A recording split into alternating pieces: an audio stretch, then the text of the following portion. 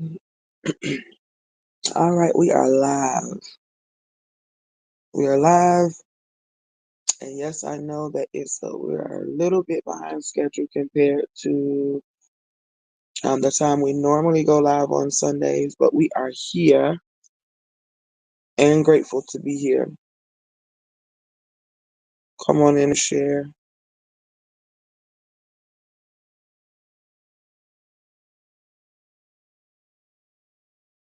Come on in and do share with others.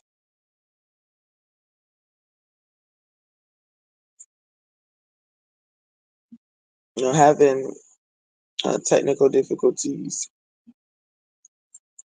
is common, of course, because anything man-made can be challenged. That's why we don't beat ourselves up about things that don't work all the way right. Just keep moving and trusting that everything is going to fall into its proper place. Welcome to those of you who are present now. Welcome to Love Walk Outreach Global Spiritual Fellowship Time. I'm Apostle Shalonda Treasure. Last name Williams Leonard. Make sure that those who are coming get the intro. We do have a space where you can partner with us, give love offerings to the next day.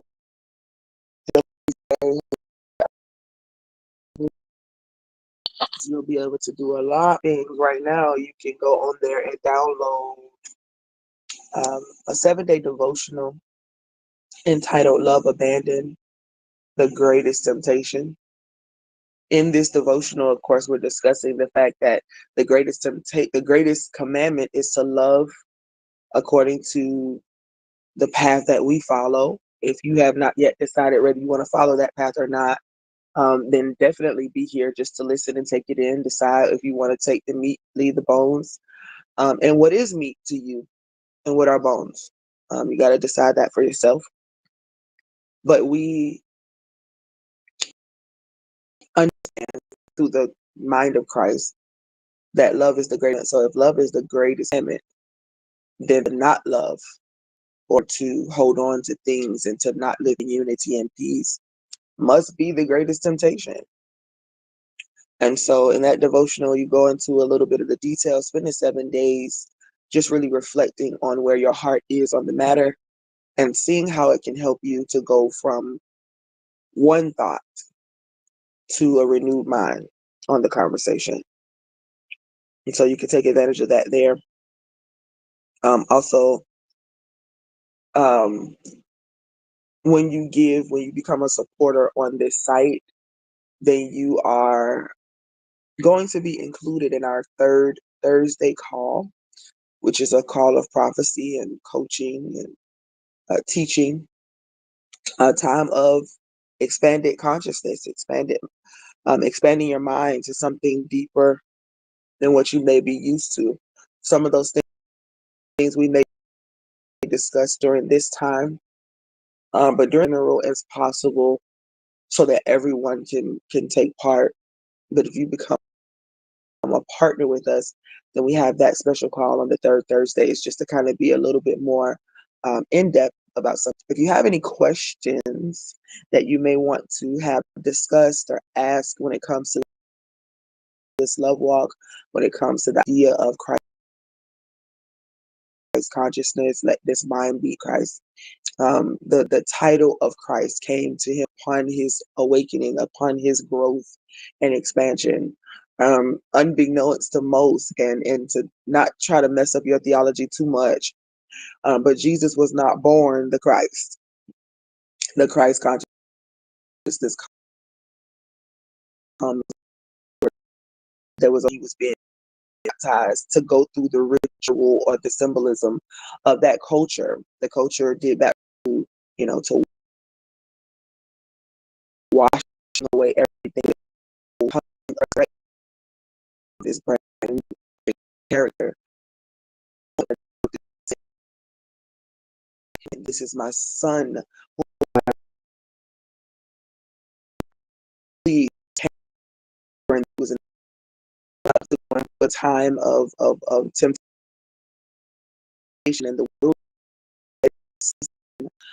A lot of times when we decide to do something,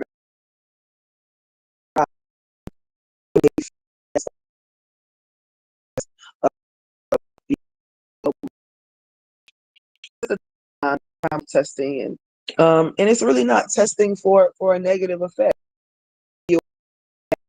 But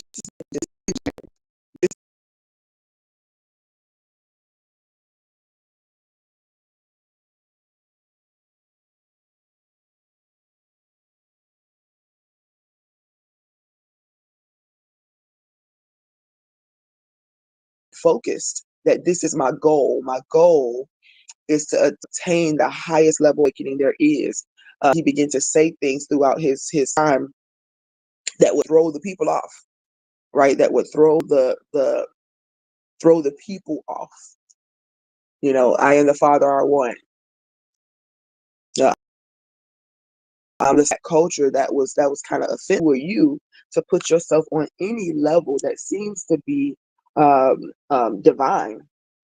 You know, that culture feels as if it's a offense to God. There was a lot of no-nos back in that culture, things that were considered sacred, but more than anything, a fear-induced doctrine that made people believe that God is just this awful, vengeful God that's out to get you. And so when we experience life issues or circumstances or temptations, we see those things as something unfair. We see those things as something that is bad or wrong. But can I ask a question? How many of your experiences that you've had in life um, have rendered you dead? None of them, because you're here and you're listening.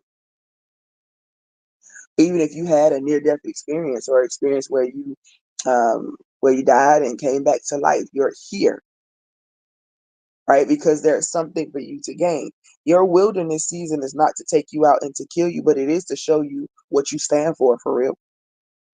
It is to show you whether or not you even whether you really stand for this thing or not. Y'all will hear me say a lot. We have a lot of people who can rep a religion. I don't know why. Uh, I'm sorry if I'm breaking up on your end, you guys. Before we got on, we had some technical some tech some tech issues happening, but the message is going to get across. I'm sure. I pray. Blessings, Destiny. Um, but his wilderness time, the wilderness time was not to kill him. It was to show him what he was made of, and if he really had the heart to go through with what he was pursuing.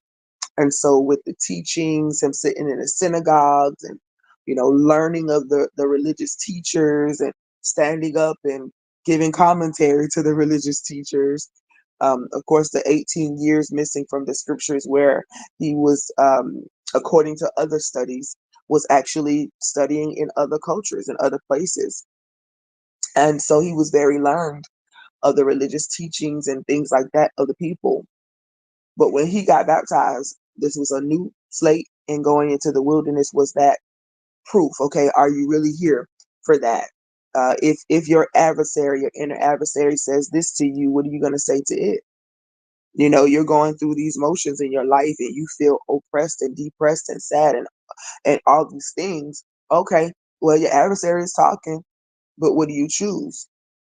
Everything that you're learning. See, he did a lot of learning, a lot of gleaning, all of those things. And God gave him revelation after revelation when he would steal away for prayer and meditation time. Jesus spent time learning and growing, even of the things of the spirit. And so once you learn these things, you go into this time of temptation.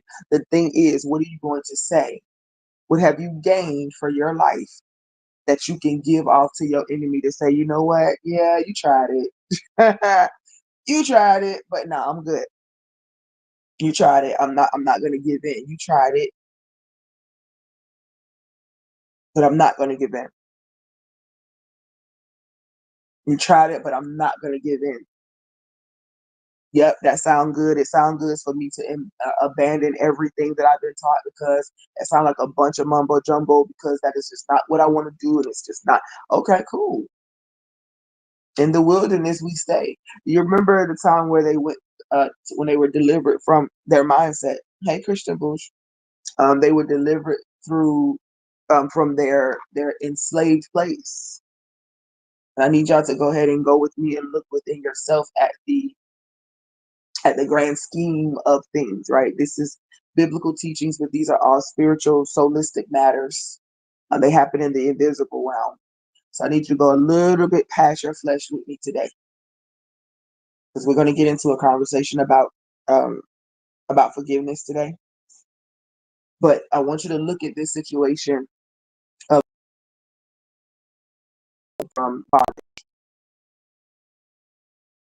they were delivered. They were delivered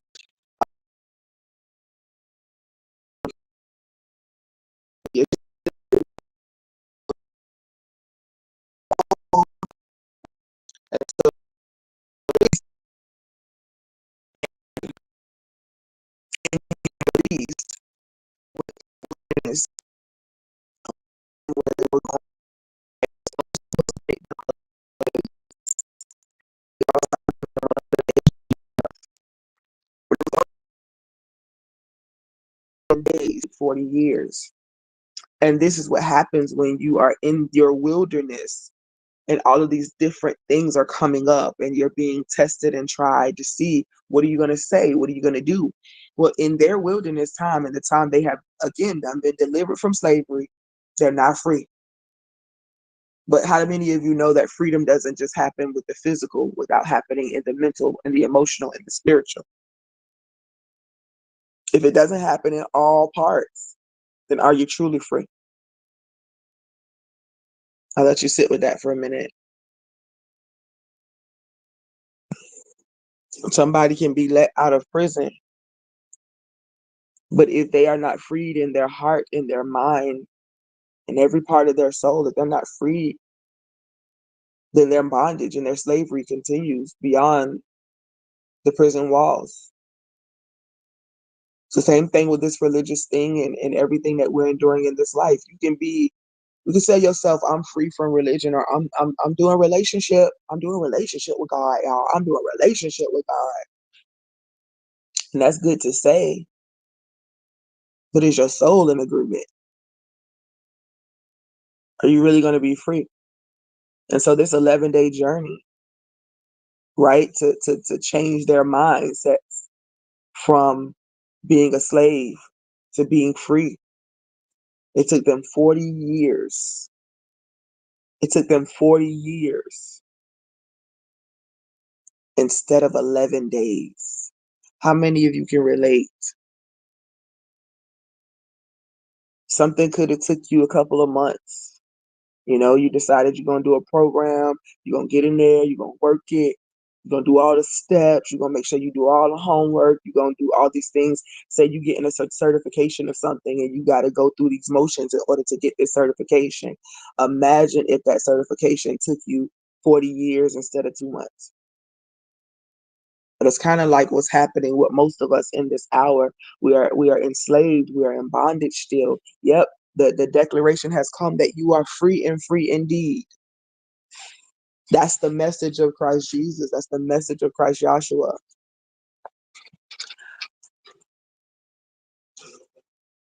And so, if that's the message, and yet the temptation is still so great to the point where you wander around in circles,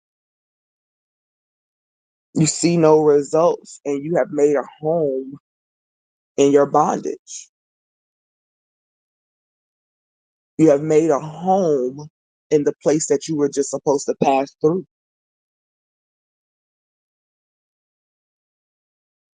And so today we're going to talk, hey, Mary, today we're going to talk a little bit about that. One of the things that could be keeping us totally in bondage.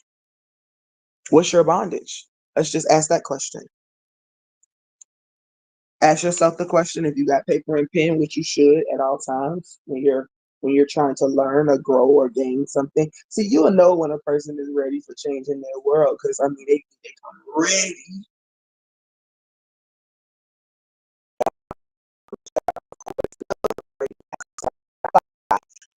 No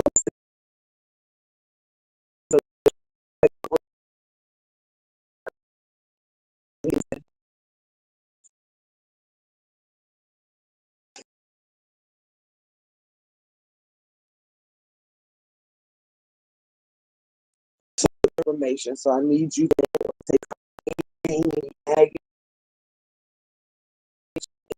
turmoil, anything that can hinder you from hearing this message, anything that can hinder you from hearing this message. Just get ready to God breath. Yeah, we breathe first so that we can start relaxation, not mixed up, not feeling fear and overwhelm. And all these things you're not feeling any of that. You're in this space because this is a space for you to grow your to the capacity to use fire. So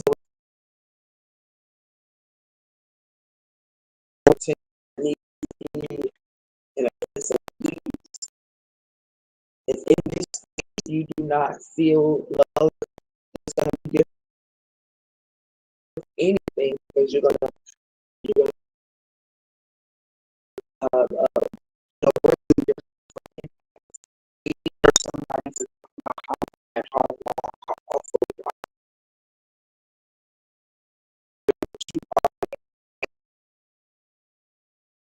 how your heart are saying you already, but in a space such as this, in a space such as this, there shall always be, I'm here because I want change for myself. I'm here because I want transformation for myself. And I'm free to take what applies to me and leave what I don't understand or what doesn't resonate. Do you realize that if you just keep showing up that I say today, every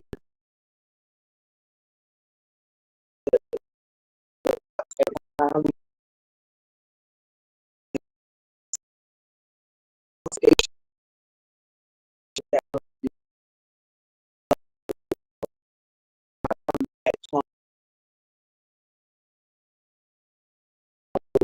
love as a mature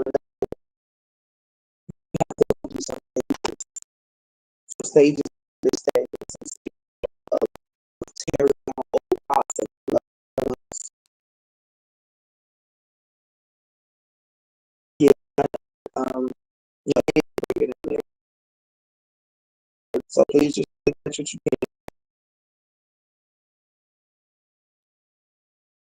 do differently or not. Just try to catch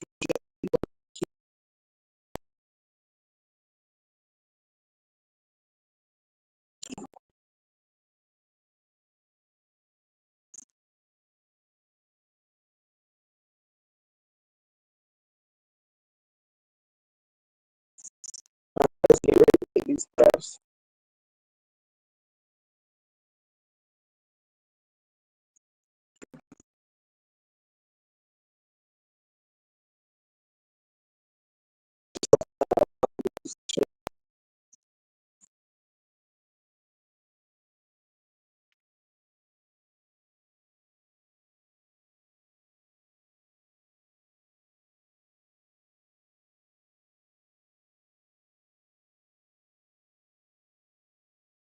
You along the journey, help you to understand things that you may not have understood before.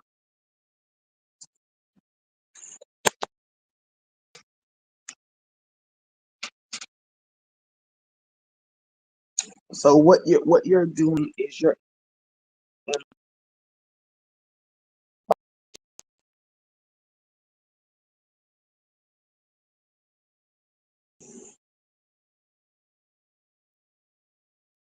You know what, y'all? Let me tell you what's gonna happen. We're gonna pray. We'll take our deep breath. We're gonna pray, and then I may show up later. I'm gonna release this teaching.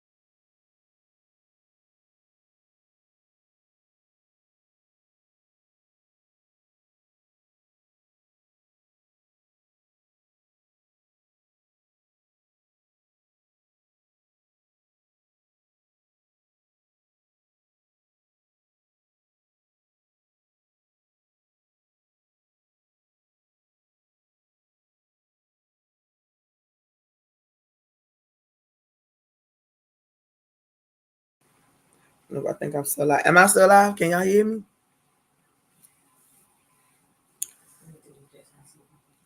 Because right here it says in stream, which means that maybe the stream did not end.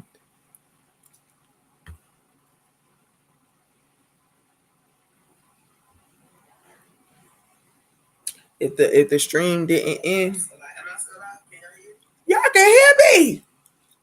What you say? See, all things.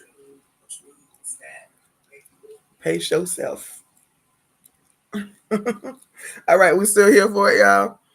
Y'all still here for it. Put something in the chat to let me know y'all can still hear me. Hey, RJ, road to the mail.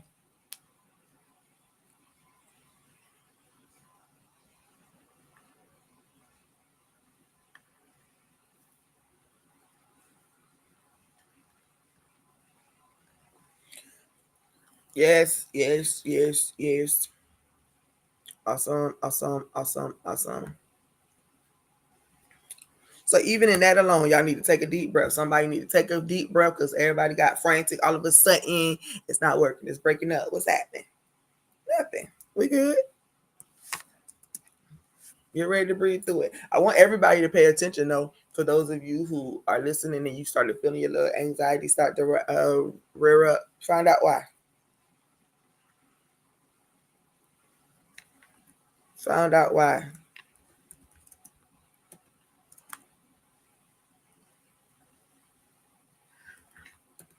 Come on, let's get ready to take those deep breaths now. All right, so let me say this. What you are doing when you breathe in is you are being mindful. Like everything about what I'm teaching you, everything about what we do in this space is about being mindful so that you can cause your heart to align. So your heart can learn different. Your heart can learn a different nature.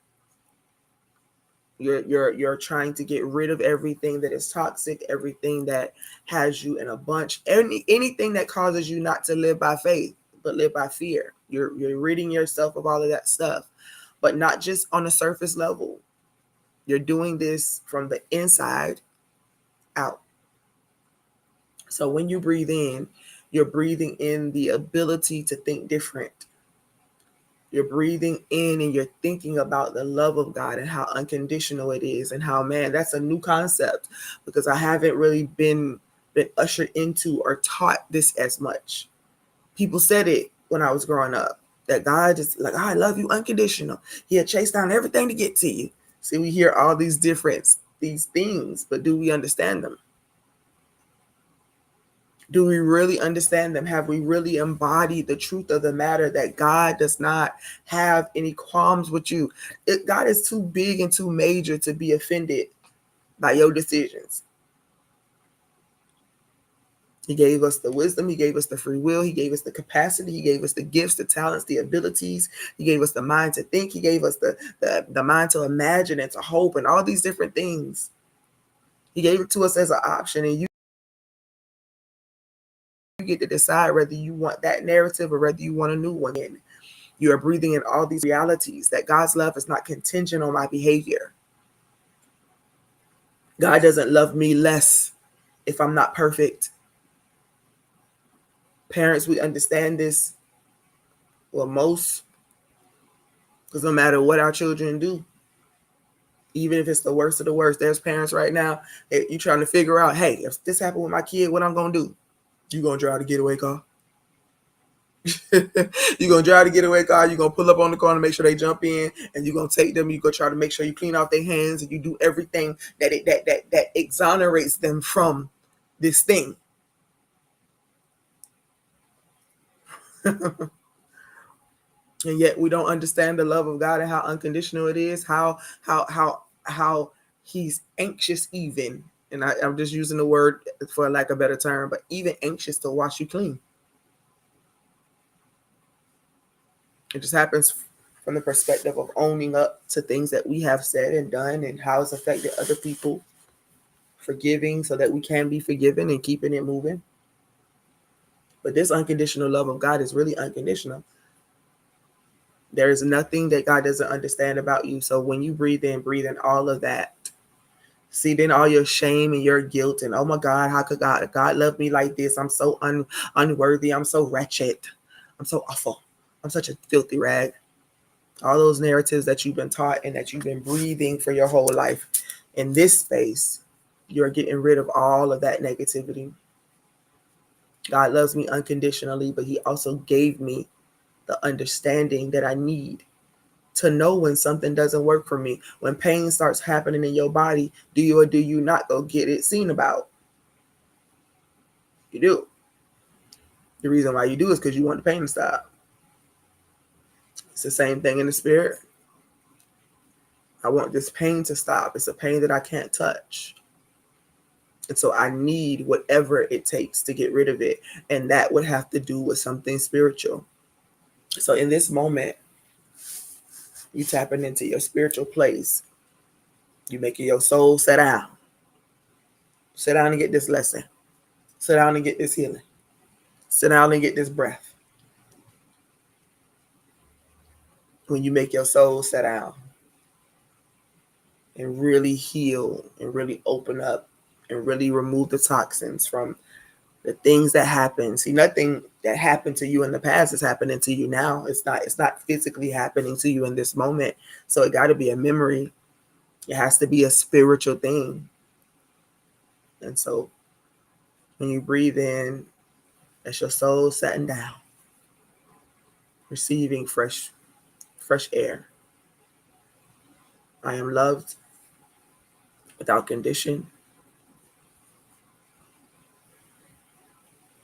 I receive peace. I'm willing to receive peace and joy and something brand new. So get ready to take that breath in. You got to sit with your back straight, but not so stiff that it can break or somebody knock you over. You want to sit, just kind of relax yourself, and on purpose, I'm about to relax so I can take in everything that is being taught to me today. My intention is to receive that which is for me so that I can elevate to a different place, transform. I'm going to take 3. On the third time, you're going to breathe in, hold it. When you're holding your breath, be grateful for breath. Be grateful for breath. And we're going to release all toxins, all blockers. Anything telling you that, oh my God, here we go again. Is this even going to matter? All of those negative thoughts. Today, we are going to be praying for forgiveness. We're going to be teaching about forgiveness, and you need to be as open as possible. So all that tension and anxiety and fear that's in your body, you got to release it. Take that first breath in.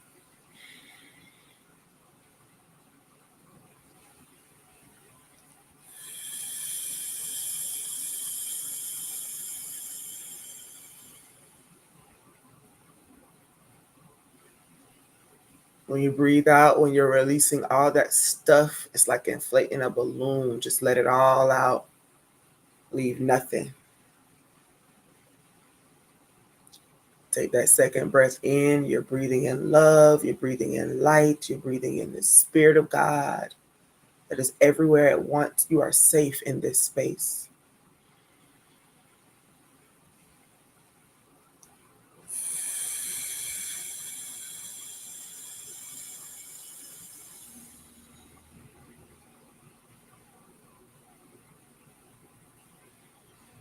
If it helps for you to push your stomach in when you're trying to get all of that out, act like you want it all to be evicted. Act like every doubt, fear, unbelief, strain, pressure, anything holding you back from your liberty, act like you're trying to kick it all out, everything. It's all symbolic.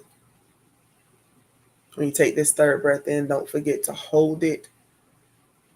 Love, light, peace, then gratitude for breath. And when you breathe out, let it all go, every blocker. You're here to receive. You're here to be new. Take that breath in.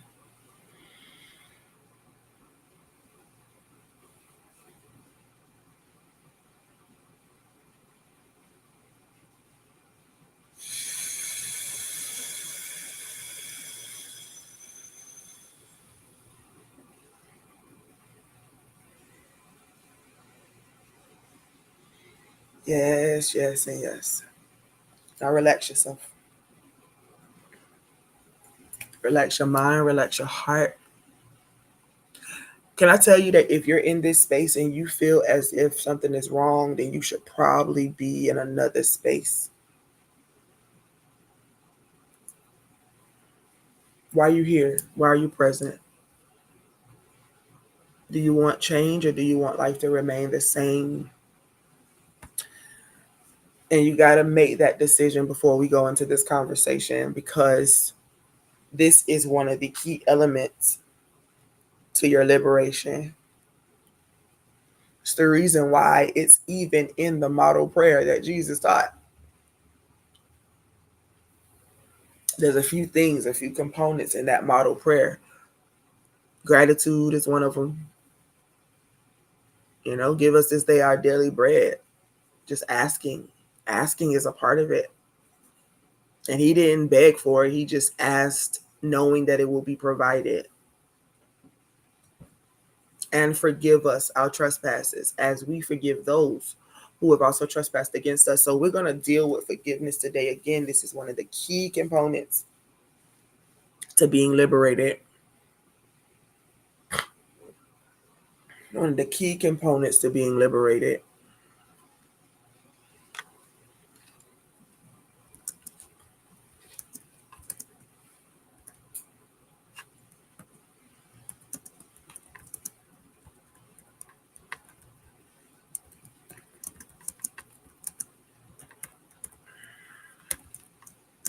So the first question I want to ask you today is, what does forgiveness mean to you?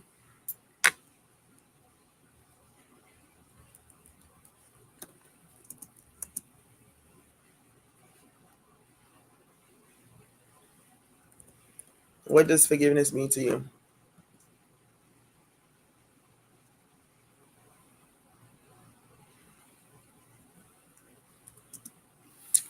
There's a scripture that teaches us that love holds no account of wrong. That's the scripture for me that always makes me think about forgiveness.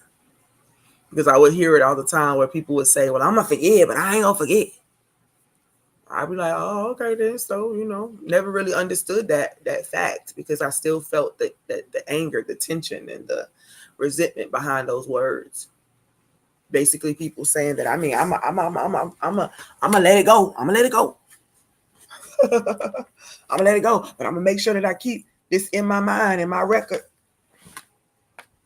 because somehow we think that if we keep it in our records, that it's gonna not make it happen again, or the thing that they did won't ever happen again. But is that really reality? Well, if I hold this count, if I hold on to it, then I ain't gonna never let it happen again. Oh, okay, so that means you think you got enough power to stop another person's actions? That's a powerful thought.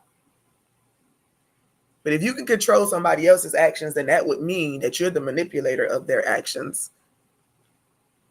And free will does not allow for us to control anybody else's dynamics. See, even when people put you in slavery or bondage, there's still always a choice for you to make. Sometimes people be like, well, no, I didn't have no choice. Either that or I was going to die. That's still a choice. And I'm not saying that you should choose the option to die, but I'm saying you got to liberate yourself to feeling like you don't have a choice. You have a choice in everything. You have a choice in everything. So what does forgiveness mean to you? Again, I'll share that because I was like, man, something about this just doesn't, it just doesn't sit well with me that I'm going to forgive you, but I'm not going to forget. So what is forgiveness? So what is it?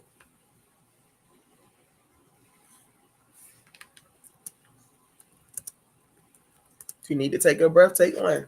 But I need you to think on these things. And I'm not going to move so fast today that you don't get this, because when I'm telling you this is key, and I'll probably have the a full teaching available for you to download this week.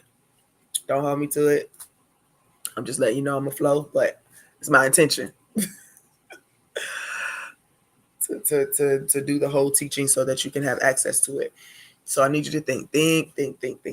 What is forgiveness to me? What do I really think it is? Because something about the word has you restricted.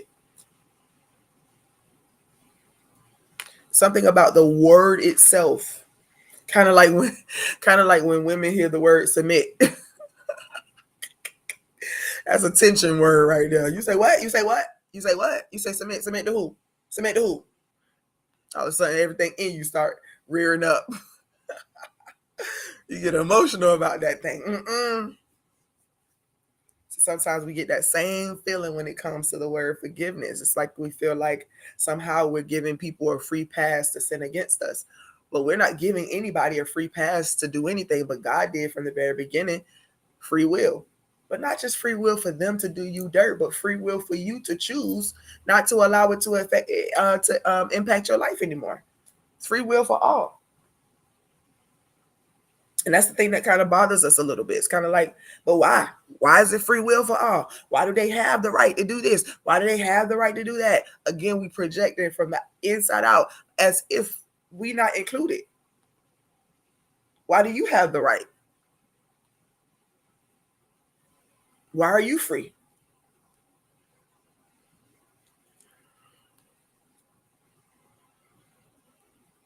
Why are you free?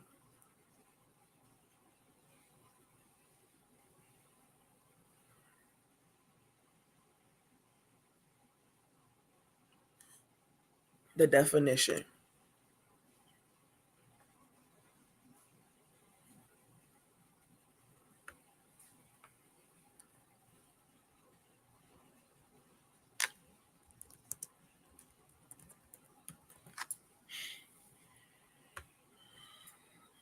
Next question. After you define it for yourself within your mind, because I'm about to walk through the definition and I'm going to walk through some of these other things, but the next question will be, why is it so hard for you to do so?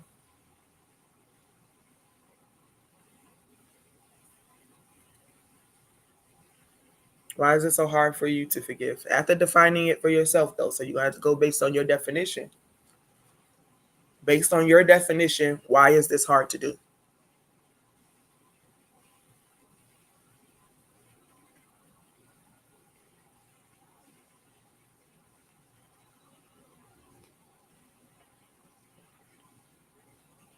Sit with it.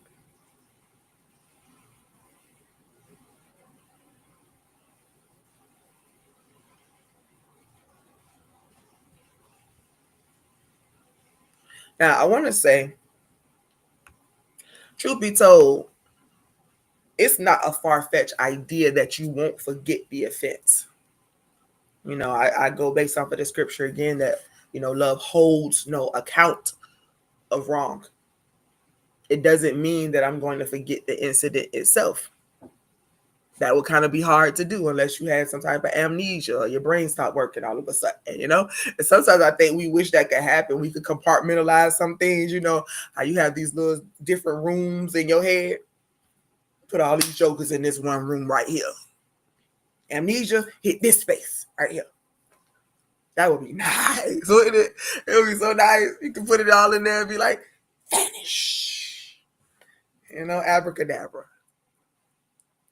It would be nice to be able to forget all about the pain that has ever hit your life. But if I could be honest with you, if you forgot about it all, then you would go right back to being a little tiny baby with no life lessons, with no experiences, and nothing to help you to mature and to grow up. Everything that life has offered you, it is fuel for you in some way, but you get to decide how that fuel is going to work. So no, I still remember. I just don't hold no account of it. And what do you mean? Well, if you hold an account, if you got no account of it, then it should be erased from your memory. No. But I don't choose to dwell. I don't choose to dwell. I have a friend, and he's my friend now. I mean, I guess we've been friends our whole life, but when I was in third grade, he was my little boyfriend. Larry Gardner. Matter of fact, I should have invited Larry to this live on my phone. About to do it right now. Guess why I can invite Larry to my live. Because he's my friend. Did he offend me in life? Absolutely. If you read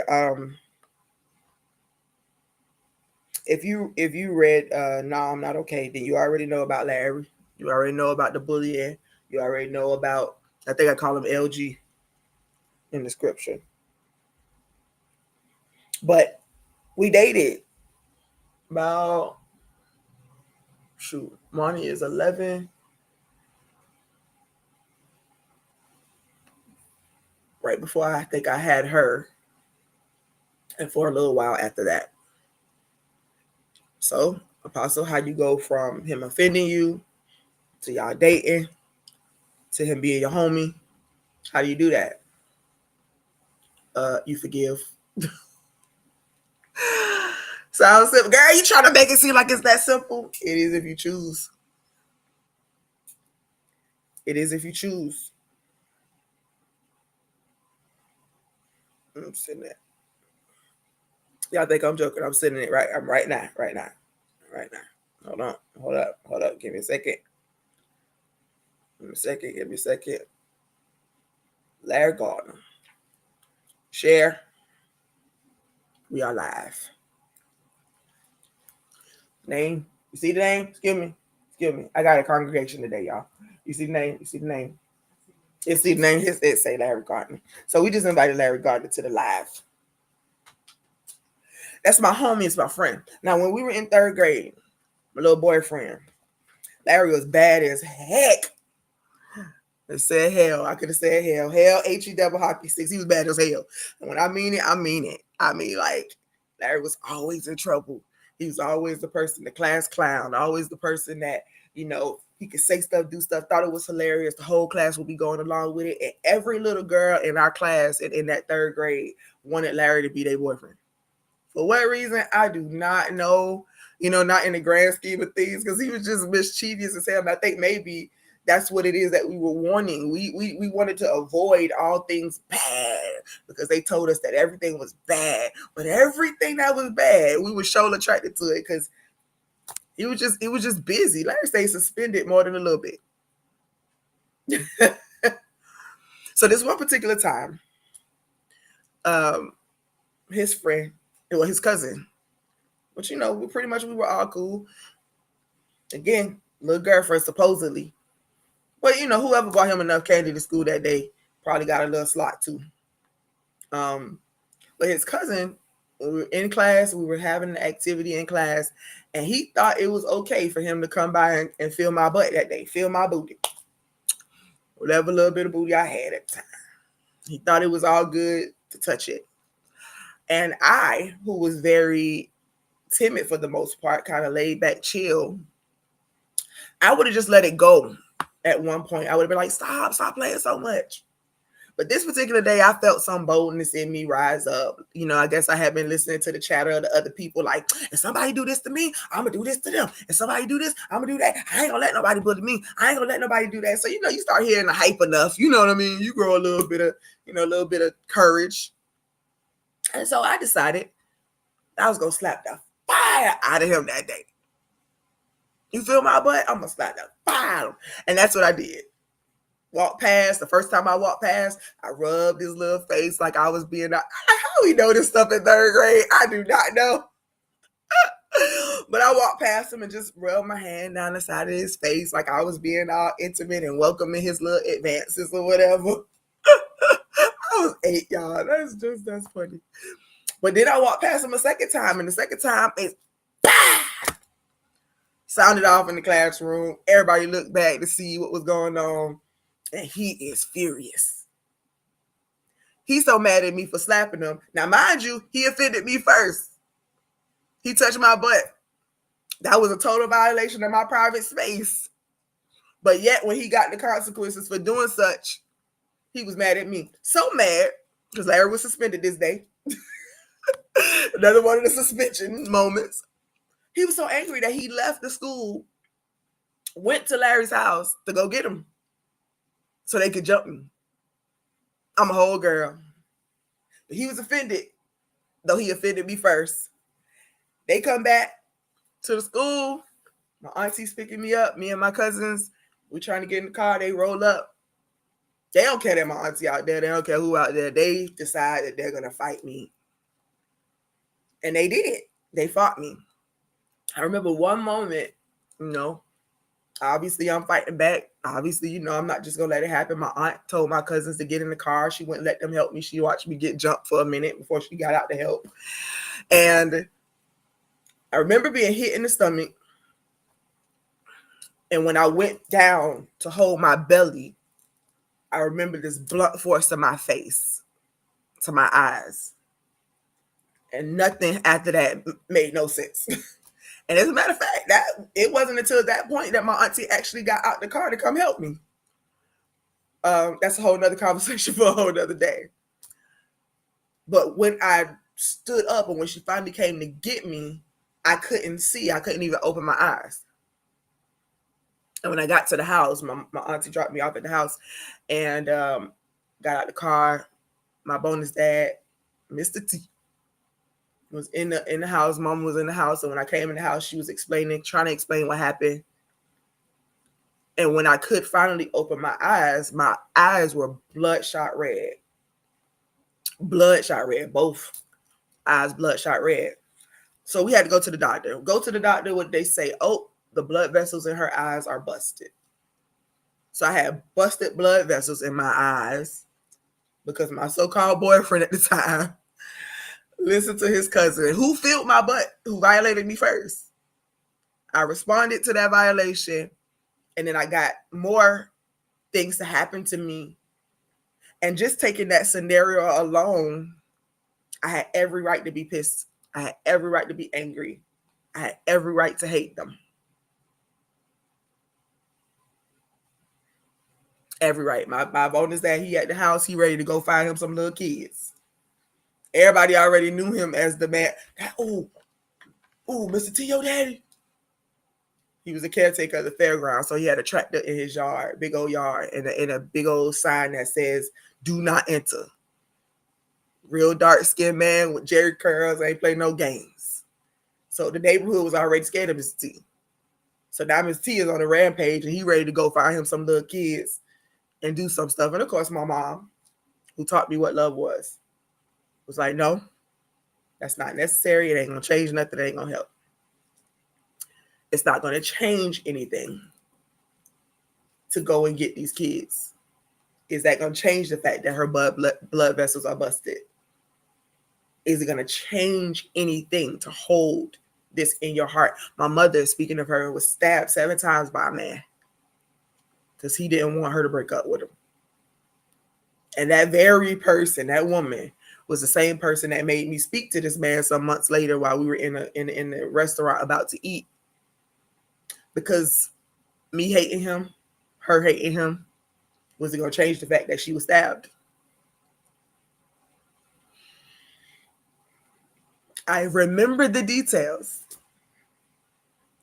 I just gave y'all a whole story of the details while telling you that I'm about to share the live with Larry, which means that Larry's number is in my phone, or we at least friends on social media. I told you a whole story about the offense. Now, what happened was when Larry punched me in the stomach and I doubled over, he hit me in the eye with a book bag. What he didn't realize, and what I didn't know until 20, 30 years later, is that he didn't realize that he had a brush in the bottom of his bag. You know, back then, even at 8 years old, they had the brushes and they brushing to get their waves right. There's a brush at the bottom of the bag. The brush hits my eyes, busts my vessels. I had seen Larry get in a couple of fights in school, but I had never seen him be so violent as to intentionally do something like that to a person. But, you know, of course, at that age, you ain't thinking about none of that. All you're thinking about is the fact that my blood vessels are busted. And to be honest with y'all, I probably didn't think more about the busted butt. My mama and my dad probably thought more about my eyes being busted. Y'all know what I was thinking about? Y'all know, let me tell you what I was thinking about. How he gonna be my boyfriend? He gonna bust my eyes. I was thinking more about the boyfriend part. How I'm your girlfriend, you gonna beat me up over what somebody else did to me? He felt my butt. The details. Are y'all listening? I can recap the details, and I'm smiling while giving the details because I've been so long over it that it's just another story in my repertoire of memories. It has no effect on me whatsoever. As to think about the fact that, hey, girl, your eyes was busted, and you sitting up here thinking about, like, this is my little boyfriend, how he do that to me, girl. Your thinking is all off, right? And I'm giggling because I am not affected anymore. Love not hold. I mean, it doesn't hold account of wrong. In other words, in my mind, this is a story to tell. We were 8 and 9 years old. He was going through whatever it is that he was going through at home, dealing with whatever he was dealing with. Again, getting suspended on the regular because he had his own issues and traumas and stuff to work through. The question I had to ask myself, or had to ask myself growing up, because I was easy to forgive growing up. I mean, it was the nature of who I was. My mom taught me to be a certain person. You know, she didn't know everything there was to know about the deeper matters of spiritual work, but she had love down pat. Love forgives. It lets go. It understands that people go through things and do stupid things sometimes. Most people do those things out of their own pain, out of their own agony, out of their own issues. And so the reason why love holds no account of wrong, the reason why forgive so that you can be forgiven is inside the scriptures and inside the text is because God understood how difficult it would be to get past offenses against yourself. He gets it. He understood. But if I take away their free will, I got to take away yours because I'm a just God. I don't give one principle to one person and then not give it to the other one. Everything is neutral. It is for everybody to be able to use. And so, yeah, they had the free will in their broken place to do the things that they did. But will you choose to continue to be the broken person that is inflicting these things on other people in your own way? So the reason why I can message Larry and say, hey, jump on for service is because that's my dog. That's my friend. We dated. We no longer together, but that's still my friend. Why? Because I look past all of the superficial stuff.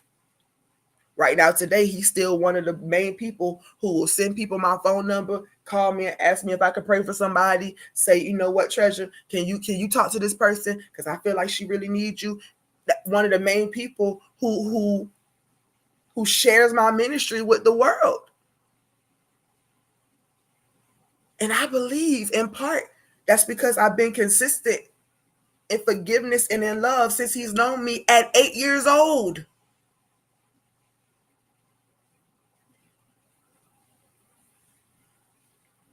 Forgiveness liberates. I was able to move forward with my life and not be mad at every 8-year-old I see. We start attaching things to people. Everything that's associated with a person, we begin to associate it with everything. Your life is in misery because of unforgiveness.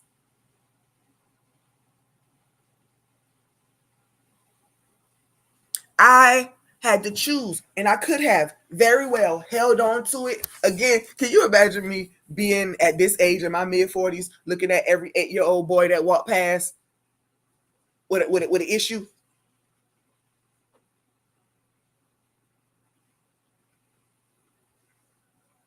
All right, so let's get into it. You already asked yourself, or you asked yourself the question, what does forgiveness mean to me? The second question is basically, why won't I? Based on my definition of what forgiveness is, why won't I forgive? Why can't I? So I'm about to walk you through this a little bit. Again, this is a teaching that you're going to have to download at some point because I won't be able to finish the entire thing. Or we could just make it a part 2 for next week. I don't know because y'all know I can't even say what's going to happen next week.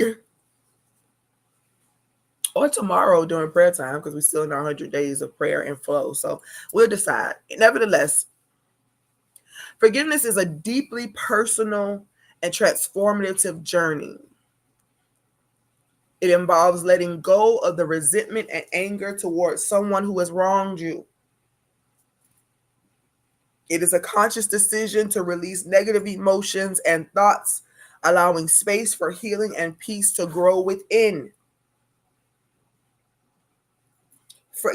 Forgiveness doesn't mean that you will ever forget the harm that was done. You're not excusing the behavior because you are forgiving. This is about freeing yourself from the burden. What burden? The burden of bitterness, the burden of resentment, the burden of pain, the burden of restricting yourself from living because you're afraid to experience anything that even reminds you of that person. Your life is restrictive. How is your life restrictive and you free at the same time? But in forgiveness, you open your heart to a space of compassion, understanding. What you mean understanding, Apostle? I mean that you understand that being a human comes with a lot of different things, decisions. You can't sit up here and tell me that you made the proper decision when it came to other people every single time. You ain't got no offenses on your hands. Well, I do, but I wouldn't have never did that to a person. Good for you. That's amazing. That's wonderful. I'm glad you got enough in you to not do that. But we've all done something. We've all been the offender. And the person who we offended, they got their own hard work to do. They got to choose whether to forgive us or not.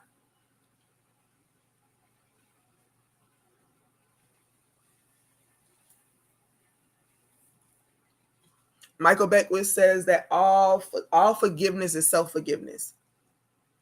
When you forgive somebody else, you're forgiving yourself too. What am I forgiving myself for? For holding on to the trauma, for holding on to the thing that's hurting you. More than that, can I tell you that what they did to you, it doesn't hurt more than what you keep thinking about. You thinking about it causes you more pain than what they did, what they initially ever did. What you mean, Apostle? Because your life is restricted. Your life is being lived in a cave, behind a wall.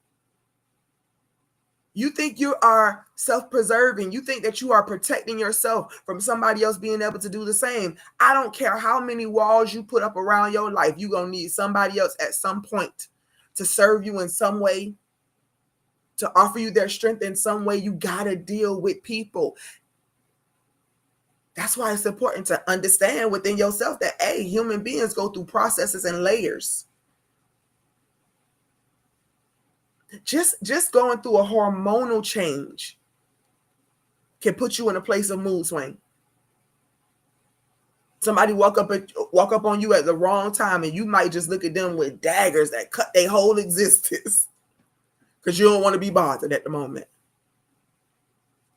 That one incident reminds them of growing up in a house full of attitudinal women. Every little thing they did was scrutinized, and they got accused of everything all the time. So your little attitude, whether you understand it or not, has just triggered their whole existence. Now they're swimming in these thoughts and ideas about how they grew up and how this happened to them and how that happened to them. Please tell me how anything that happened to you past this moment, how is that helping to dwell on it? How is it helping? So forgiveness is an act of self-love and empowerment. I love myself so much that I do not want this venom swimming around in my body. I don't need this poison in my bloodstream. I don't need to be restricted in my love walking because I got too many people to meet and to greet that may actually bring some great joy to my life. But if I cannot exist without the weight of what happened, the offense that happened to me, if I cannot live without that offense, then I am not living. I am just existing.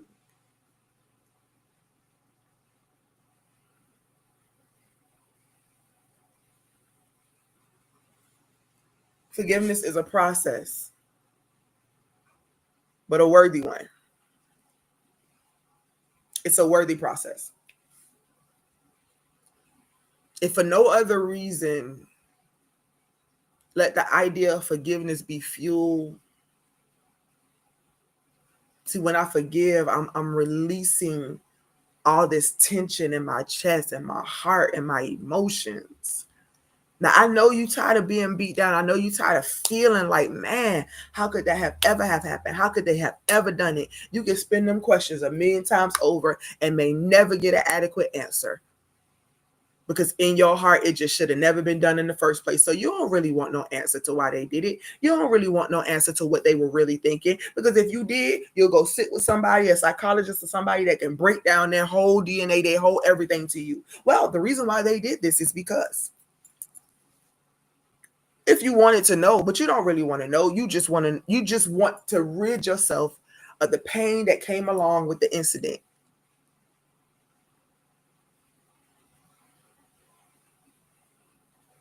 First things first. Every time you rehearse what happened, you put another dagger in yourself.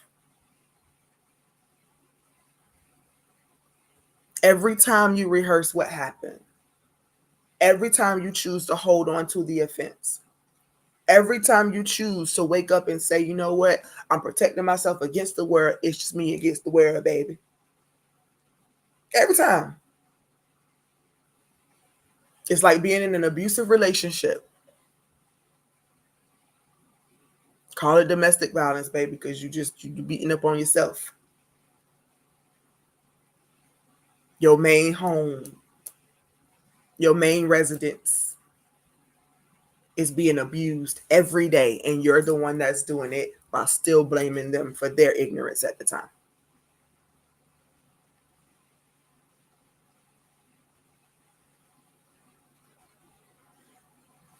Matthew 6:14 says, "For if you forgive other people when they sin against you, your heavenly Father will also forgive you." Here's going to be one of those spaces where you decide whether you care whether he forgive you or not. Some people could care less. I don't need him to forgive me. I forgive myself. I'm going to carry these things myself. This is how I'm feeling. Matthew 6:14. I don't care whether he forgive me.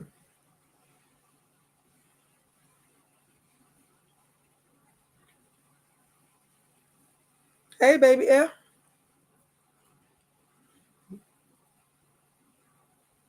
You don't want to know. You just want to rid the pain that came from the incident. See, my baby girl be putting up her points because one of their assignments is to tell me what they learned during the teachings, and so they be putting up their little points during the live. But you can decide: do I want God to forgive me? Do I care whether God forgive me? This is going to go based on whether you even believe that God cares or not, whether God exists or not. Do I need God to forgive my sins? Well, I would say that you probably do. You know why? Because what we sow is what we reap. And if the principle of God is for you to reap what you sow, then you may want some forgiveness so you can start erasing some of this stuff. Don't mean you ain't never going to experience nothing. But your mindset and everything begins to change. And so you're no longer pulling towards yourself those things that are of negative report. So in the grand scheme of things, the Father automatically forgives because he knows everything about us. But in your heart and your mind, do you feel forgiven? Do you feel forgiven? Does it matter? Some people may say, no, it don't matter. Not quite sure if you're telling the truth. Because who wants to walk around feeling punished? Who wants to walk around anticipating the punishment? The kids, they did something and they was in school, the teacher called my phone. The whole day they had to walk around with this anticipation as to what was going to happen when they walked in that crib. Ain't nothing like the torture of not knowing what's going to happen when you walk in the door. And shoot, let my husband them tell it. They had to be concerned about every weapon. From stanching cars, the belts, the shoes, to big old heavy things being thrown.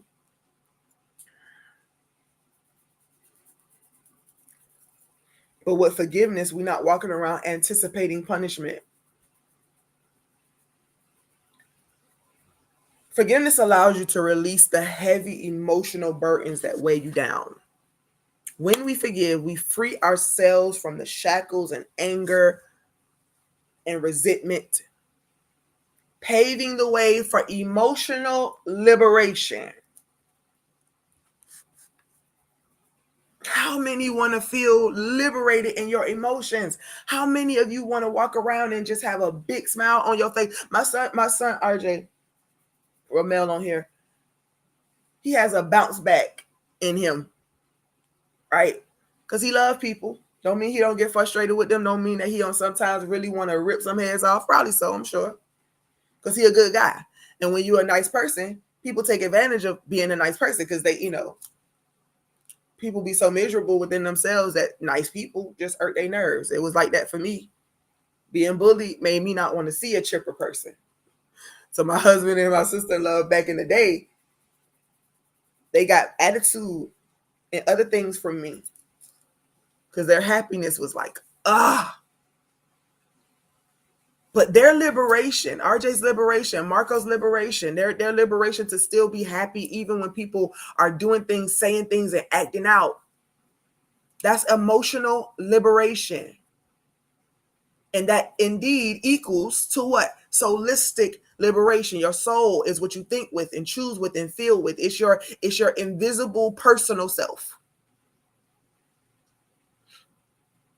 When your soul is liberated, then your heart, your spirit begins to be liberated. And there's a joy in you that you walk around with every day and can't nobody steal it. That's why you store up for yourself those things that are spiritual, because can't nobody take your spiritual liberty away from you unless you give it.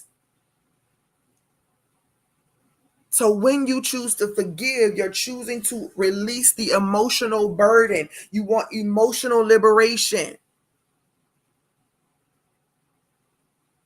Matthew 6:14, it points to the fact that God, listen, when you let something go, it is naturally liberated from your whole entire life. That's what it means for God to forgive you too. You're liberated. You're free. You're not holding on to or waiting for and anticipating punishment and torture. I'm free. Forgiveness releases the emotional burden. You're tired of being bogged down by emotional pain. Forgive.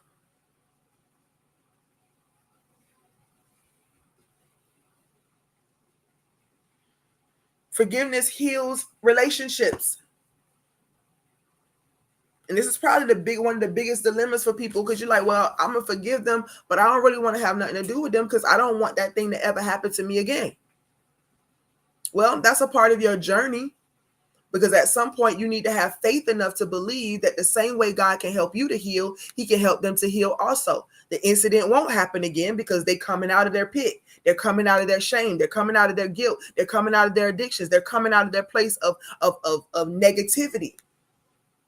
Eventually, along your forgiveness process, you'll be able to see or hope or pray for somebody else's relief too. So we're afraid.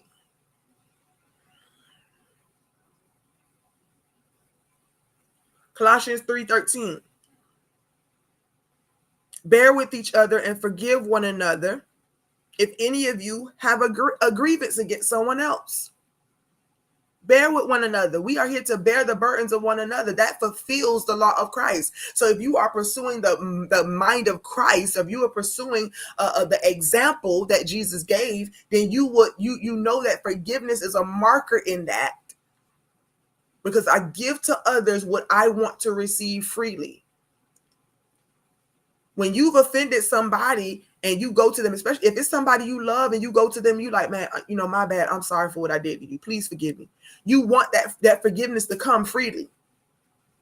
But what happens when they reject just like you reject? What happens when all of a sudden they don't have no grace for the decisions that you made that impacted their life? When you're on your healing journey, for somebody not to forgive you, it hits you kind of hard because you're trying to get rid of all the weight. But the reason why it heals relationships is because I understand that I'm helping to bear your burden. Somebody else had to help me bear mine. We all are in this together. So we bear with one another. We forgive each other and we let stuff go, because life is so much more than offense. The reason why me and Larry Gardner can still be friends, and I go back to my story, the reason why we're friends is because I chose to forgive the offense. Not holding no grudge, not looking at him every single time I might see him in the street and looking at him like putting daggers through his heart. And, oh my God, I remember when I was 8 and he did this to me. My life cannot suffer that type of violence. That's violence against myself. But the reason why I can bear with them and bear with others is because, man, I done did my own offenses. I done did stuff. I done said stuff. Somebody will say, well, if they never did this to me, then I wouldn't be this type of person. Okay, we can continue to use that excuse if we want to. But that's exactly what that is. That's an excuse. Because you mean to tell me that what they did to you at that particular time stopped you from growing and maturing? You just let yourself stop right there. I'm done. No, you be walking. They had donkeys and stuff back in the day. They be trying to pull, and that donkey be stubborn as hell. Like, I ain't moving, I ain't budging. Nope, nope, nope. I mean, guess what? That's your progress that's being hindered. Everybody else walking on. Everybody else living. Everybody else trying to figure out what's best for their peace, and you choose to stay in that place. No maturity, no growth, no expansion. Just anger, fear, resentment, and that's everybody else. That's their fault. It's not your fault that you choose to live with it. It's a self-righteous thing to believe that you have a right even to hold grudges against another person, as if you so squeaky clean that you've never did a thing. Self-righteousness must go in order for forgiveness to happen, and in order for the healing of relationships and the release of emotional burdens. You got to be able to understand that if I want it, I must give it.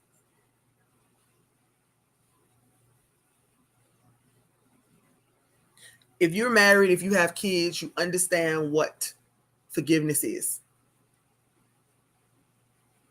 You understand what forgiveness is. If you married, if you got kids, if you're a part of something that's bigger than you, where you're a leader or any of that, you understand what forgiveness is, because every day we're forgiving each other for something. Think about it. Think about how many times you said, my bad. Or, shoot, I'm so sorry for that. Dang, I didn't even know you know what? Can you forgive me?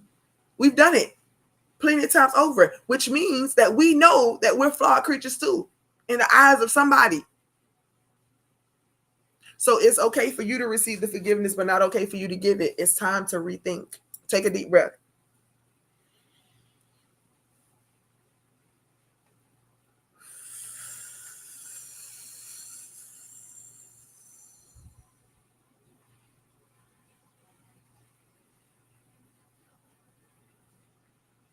I'm about to give you some steps, a few steps to start your process of forgiveness.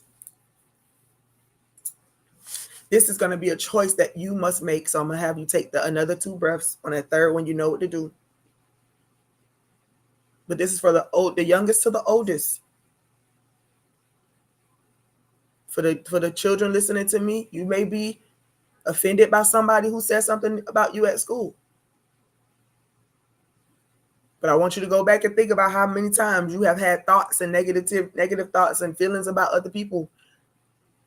We all have. But when we forgive, we release ourselves from the burden. We release ourselves from the burden.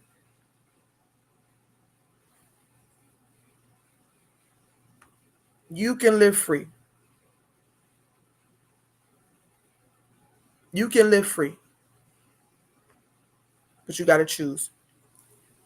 All right, take that next deep breath.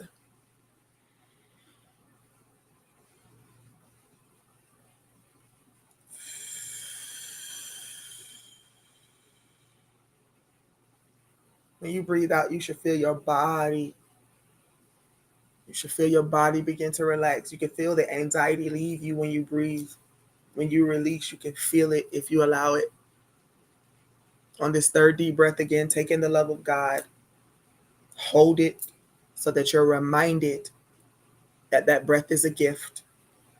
And when you release it, come on, within yourself right now, you have to gather all that unforgiveness that's in you, all of that resentment and shame and fear that's in you. And when you breathe out this third time, you got to breathe it all out. Take that deep breath in.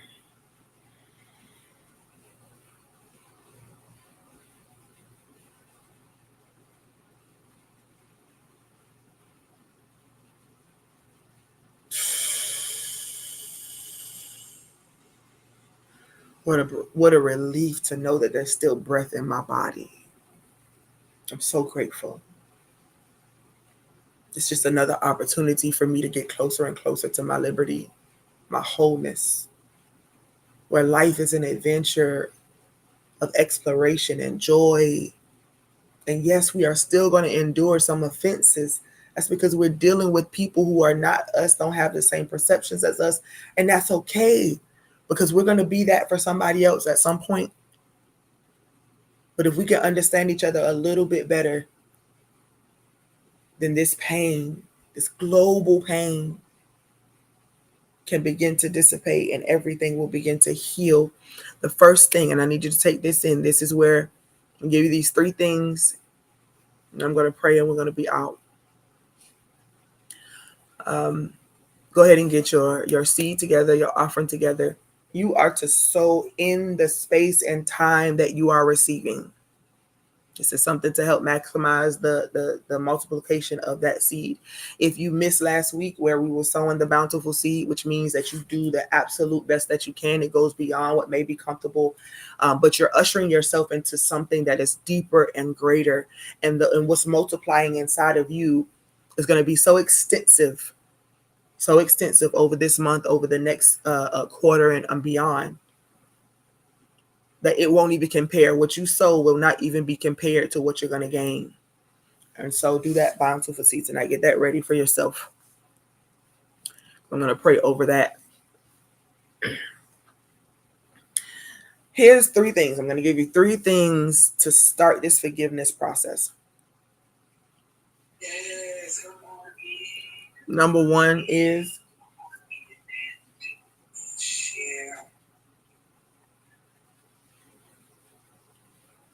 one of the first thing is to acknowledge the hurt.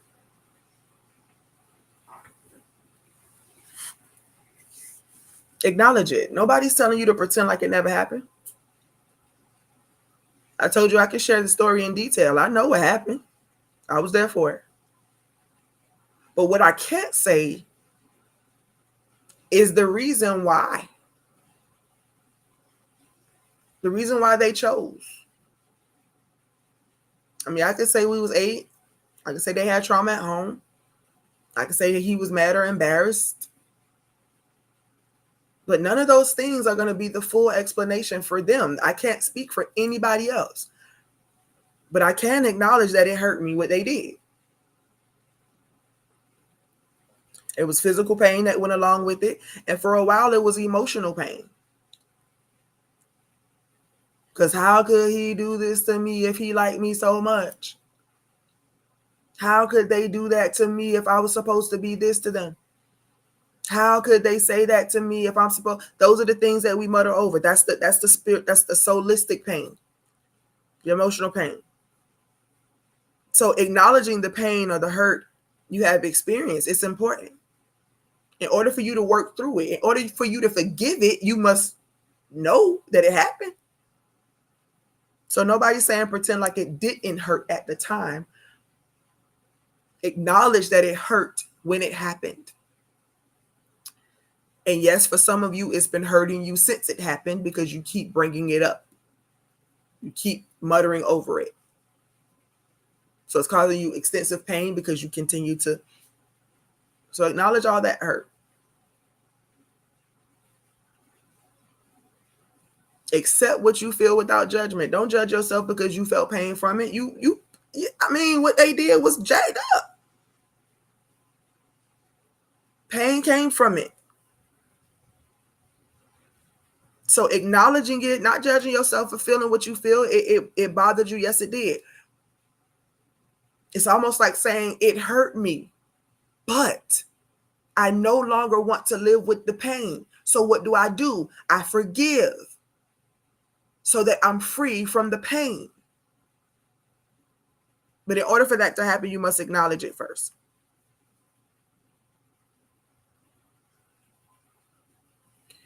The next thing that you need to do is go ahead and reflect on the situation. Y'all saw, again, I gave y'all details of the circumstance. There's a lot that surrounds that hurt and that pain. You got it. You talk to yourself about who it was. Sometimes it's the person who did it that hurts the most.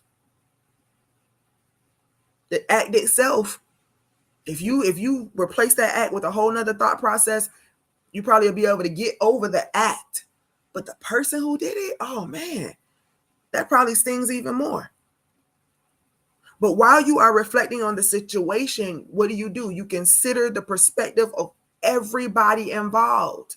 So you may not be able to say exactly why a person did something, but when you begin to think about life circumstances and situations, the fact that people could have been in poverty, the fact that people could have been addicted, the fact that people could have been going through their own turmoil and self-hatred,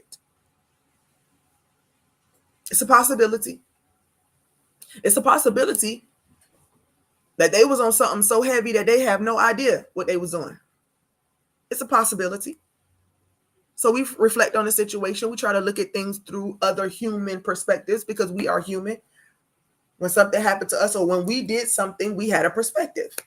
So you begin to think about every situation involved, and then you add empathy and understanding. Nope, I do not understand how you could have done that thing, but I empathize with doing something that hurt another. When you start putting yourself in somebody else's shoes, you begin to imagine, what if I was in their shoes when they were a kid? What if I was the one that was accepting the abuse? In my coaching group, we watched the Shack at one point, and there was a glimpse. Wisdom showed him a glimpse of this little boy being beat by their father, and the person who was offended, he was like, "Oh my God, this is happening to this little boy." And the lady of wisdom says, "That's your father." Now, the father was the person he was offended with because the father became the very thing that hurt him. But when she showed him that, he was able to see the father at a different stage and a different age in life when he was the one that was being abused. And so as much as he may not have wanted to forgive his father for what he had done, he got to see him through a different set of eyes. Man, he was hurt too. I can only imagine him living with this pain of being abused by his father, because I understand it all too well. So you begin to empathize, you begin to see through a different set of lenses. And when you do that, you can start detaching yourself from the offense itself, because you are now seeing this individual as a person who went through trauma too. Some people may say, well, why should I care about their trauma? You're right. Why should anybody care about yours? Go ahead and deal with your own stuff. But that's not what you want. You want support. You want support to grow. You don't want anybody to turn a blind eye to what you need. So now you may not be able to do anything about their circumstance or what they went through when they were younger, but you can pray. Pray for your enemies. Bless those who despitefully use you. We know the narrative. You can't do nothing about what happened in their past, but you can pray for them that they get free. But why are you praying for them to get free? How about you take advantage of your opportunity to be free as well? See the situation with some clarity. We all have fallen short in some way. So holding on to a grudge or unforgiveness is like saying that you somehow are better than other people. Your forgiveness, the forgiveness that you needed for yourself, yeah, because I didn't mean it like that, or I didn't intend to do that, or I didn't know what was going on in my mind at the time. You can rationalize everything about yourself, but still hold on to the pain of what somebody else has done. No, you reflect on that situation after you acknowledge it, and then you make a conscious decision to forgive. What does it mean to make a conscious decision? It means that that's your intention. You are aware every day that you are working on healing.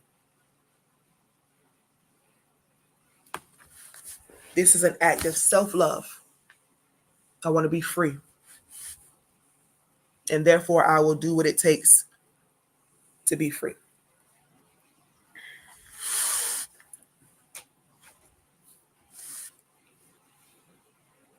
Take a deep breath.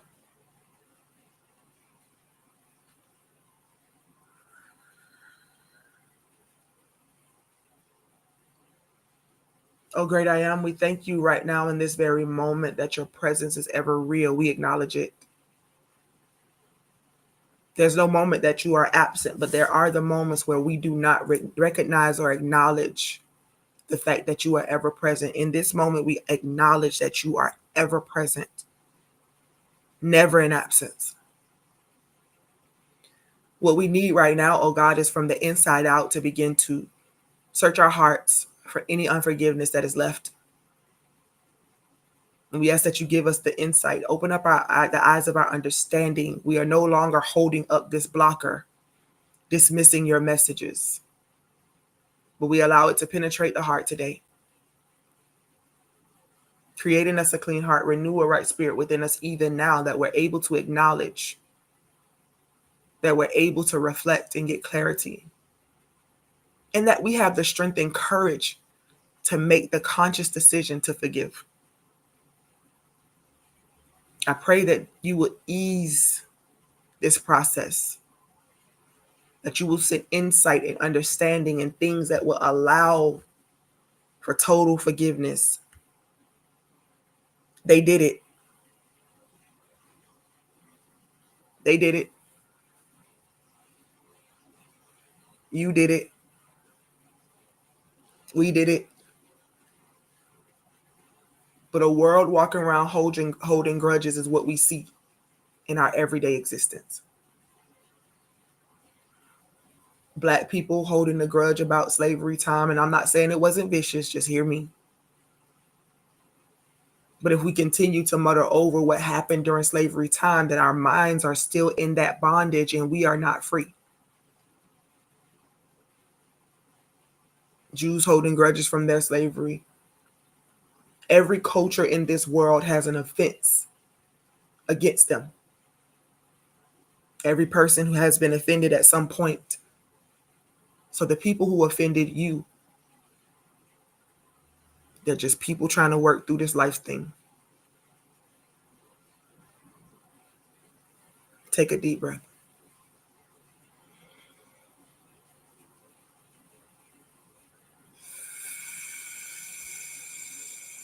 Every now and again, you'll hear me say, take a deep breath, because whether we know it or not, our body begins to tense. The muscles begin to get tight again. We start getting anxiety or fear or anything in our chest because we're holding our breath. So try to make sure you're breathing through everything. You are free. You are free, and you are free indeed. Come into agreement with that if that's what you want. I am free, and I am free indeed. I come into agreement with that.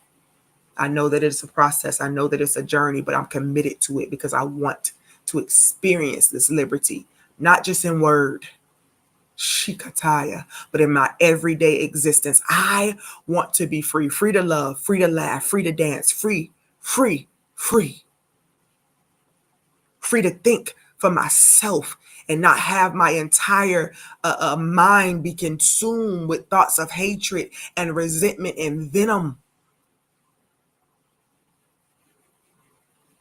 I don't want the poison anymore. Breathe.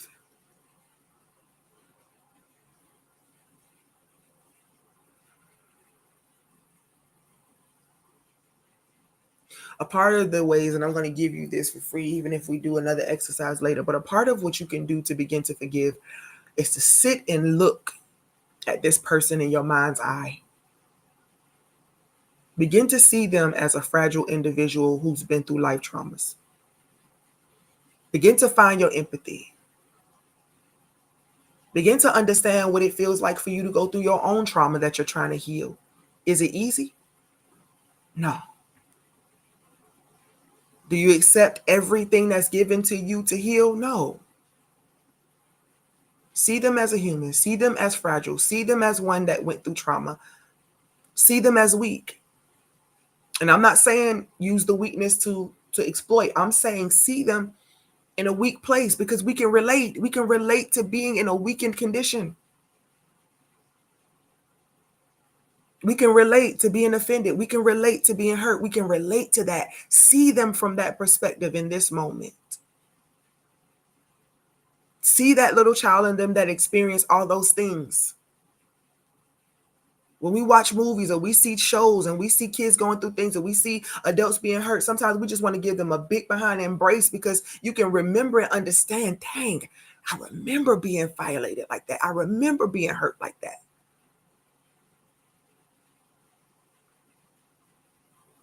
See them in your mind's eye. See them as vulnerable.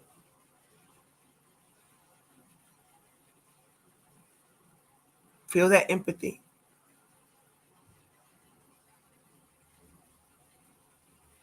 Oh God, in this moment, we open up our hearts to forgive. And before we utter the words, I forgive such and such. And you can say it in your mind, the name of the person. You don't have to say it out loud if you don't want. Maybe multiple people, work on one at a time, but take this exercise, use it. Somebody in their minds, because you still have your walls up, you might hear something like, ain't no excuse for what they did. You can keep spinning that narrative if you want to. And you choose to stay in your bondage. There's nothing I can do about that. Because it's all a choice. But see them as human. Remember what it feels like to be a human being.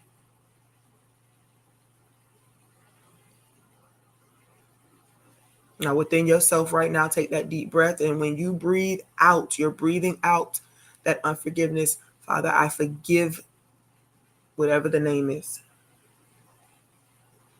And again, this is a process. Don't think that it's a quick fix, but it is a step of your conscious decision to forgive. Take that deep breath in.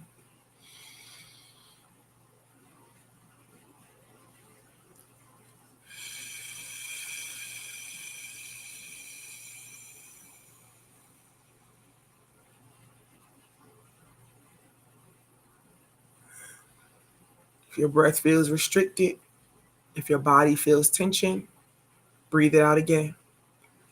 Deep breath in and deep breath out.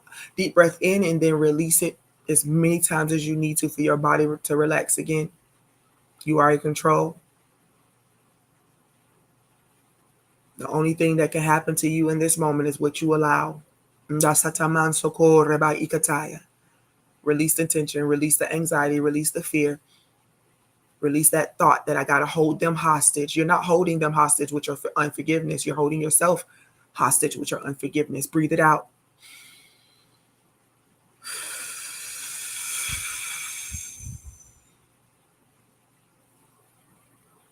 You feel anger, you feel tension, you feel resentment. You can breathe it out with aggression. Keep doing it as many times as you need to. This is your process. This is your liberty. This is your freedom. This is your desire to be whole. This is what you want.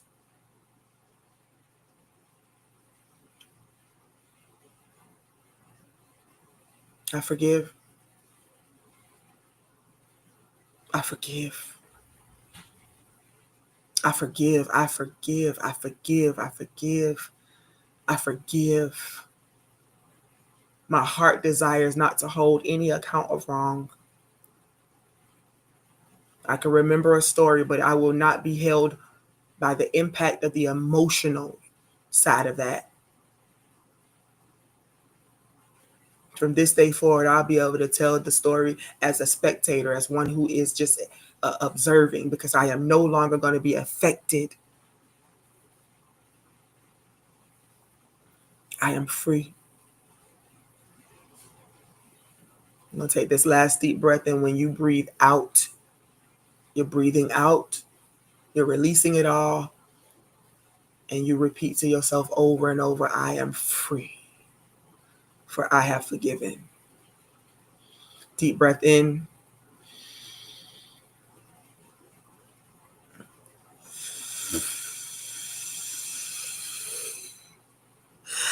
I am free because I have forgiven. I am free because I have forgiven. I have the freedom to choose to be free. And that's what I choose. That's my choice. That's my choice. That's my choice. That's my choice. That's my choice. I choose love, laughter, peace, joy. So there's no room for unforgiveness. And here I am free because I have forgiven. And you repeat this as many times as you need to. It's your determination to be free. Don't you let it go. Same way you pursue anything else. Pursue this liberty. It's always a choice, though. Whatever choice you make, choose to live with whatever comes along with that. Make peace with it. But if you have no peace, And it's probably because you need to try something different. I bless you today. I bless you today. I bless you today. I bless you today. I bless you today. I bless you. I bless you. I bless you. And I decree the lightness. You're going to feel lighter as you intentionally, consciously make this decision. This is that next step in your love walk. And I'm proud of you for being present today. Father, we bless Nadia. We bless her seed. Father, increase and overflow in ideas. Nadia, as you overflow in ideas, you will overflow in wealth. As you overflow with ideas, you will overflow in wealth. Why? Because you're an executor. Your ideas begin to flow, begin to execute. It's a part of who you are. It's a part of the strength in you.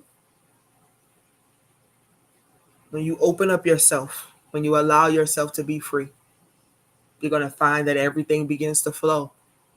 And even when things come in there, look like a monkey wrench, when it look like something's trying to upset the plan, you got freedom and liberty. You ain't got time to stress about it. You just going to find a solution and move forward. Your wealth of ideas is going to lead to a wealth in your bank account, in your love life, whatever relationships that means stand for. If this is your most bountiful seed, Nadia, then you can expect this year of yours to turn out nothing but beautiful things. If you still hold doubt, fear, and unbelief when it comes to giving, sowing, and this goes for everybody. If you have any reservations, any doubts, any fears, any of those things, you got to remove those reservations in order for you to receive the full benefit of this reaping experience. But that what you do for others, God will also do for you. So according to your faith, let your actions follow. It is so, and so it is. For anybody else who will sow at any point during this day, Father, we ask that you will bless them indeed.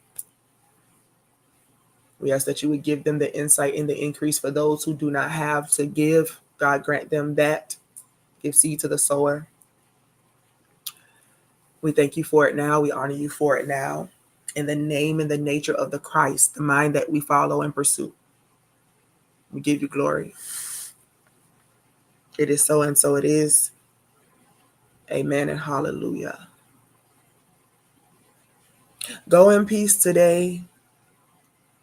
And we'll see you back here tomorrow.